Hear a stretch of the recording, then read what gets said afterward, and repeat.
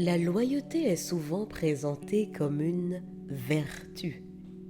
Mais personne ne vous dit ce qu'elle coûte quand elle n'est pas équilibrée. Parce que si vous êtes une femme loyale, vraiment loyale, vous avez probablement déjà payé très cher quelque chose que vous pensiez noble, juste, aimable. Et je vais être très claire avec vous dès maintenant. Ce n'est pas votre loyauté le problème, c'est l'endroit où vous la placez. Les femmes loyales ne partent pas au premier inconfort. Elles restent, elles tiennent bon, elles expliquent, elles attendent. Elles donnent du temps à ce que d'autres auraient déjà quitté. Et très souvent, elles confondent loyauté et endurance. La première chose que les femmes loyales payent trop cher, c'est leur énergie vitale. Parce qu'être loyal, pour vous, ce n'est pas juste être fidèle, c'est être disponible émotionnellement, être présente, engagée.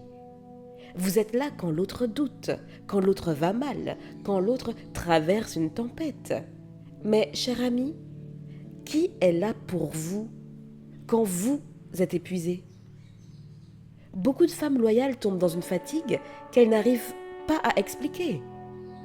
Parce que ce n'est pas une fatigue physique, c'est une fatigue de l'âme. Deuxième prix invisible, le silence sur ce qui fait mal. Les femmes loyales minimisent, elles relativisent, elles se disent « Ah, ce n'est pas si grave. Elle ne l'a pas fait exprès ou il ne l'a pas fait exprès. Non, mais je peux encaisser. » Mais chaque non-dit s'accumule comme une petite dette émotionnelle. Et un jour, c'est votre corps qui parle à votre place. Burn-out, maladie, maux d'estomac, problèmes de peau. Et parfois, ça va beaucoup plus loin. Troisième prix, la normalisation de l'inacceptable. Quand vous êtes loyal trop longtemps à une situation, vous commencez à vous adapter à ce qui ne devrait jamais devenir normal. Le manque de respect devient une mauvaise période. L'indifférence devient « non mais c'est son caractère, tu comprends ». Les promesses non tenues deviennent un effort. La loyauté sans discernement finit par vous faire douter de votre propre standard, de vos propres standards. Et voici une vérité inconfortable. Les femmes loyales attirent souvent des personnes peu loyales à elles-mêmes, des personnes qui prennent sans vraiment donner, des personnes qui s'appuient à outrance, des personnes qui s'installent, parce que votre loyauté devient un coussin confortable pour leur immaturité, pour leur manque de responsabilité. Quatrième prix, le retard dans votre propre vie. Parce que pendant que vous êtes loyal à une relation, à un système, à une version passée de quelqu'un, votre évolution attend. Vous sentez que vous pourriez être ailleurs, différente, plus alignée. Mais vous restez par fidélité à ce qui a été. Or, la loyauté au passé peut devenir une trahison envers votre futur. Beaucoup de femmes ont appris que rester, c'est être loyal, être aimable, pardon. Que partir, c'est abandonner. Que se choisir soi, c'est être égoïste. Mais ça, cher ami, ce sont des croyances de survie, ce ne sont pas des vérités. La guérison commence quand vous comprenez que la loyauté ne doit jamais aller à l'encontre de votre dignité. Vous pouvez être loyal et poser des limites.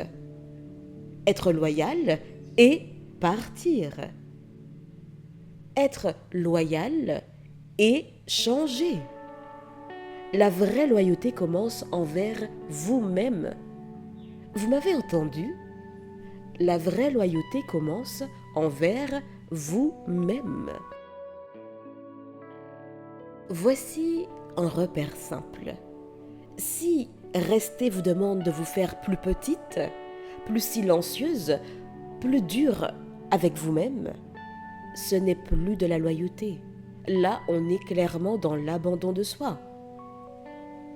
Les femmes loyales n'ont pas besoin d'apprendre à aimer plus fort. Non, non, non. Elles ont besoin d'apprendre à rediriger leur loyauté, de la rediriger vers leur paix, vers leur corps, vers leur intuition, vers leur avenir. Et quand une femme loyale se choisit, elle ne devient pas plus dure, elle devient claire. Et cette clarté, croyez-moi, change toute une vie. Cher ami, je vous dis à bientôt et d'ici là, imposez-vous.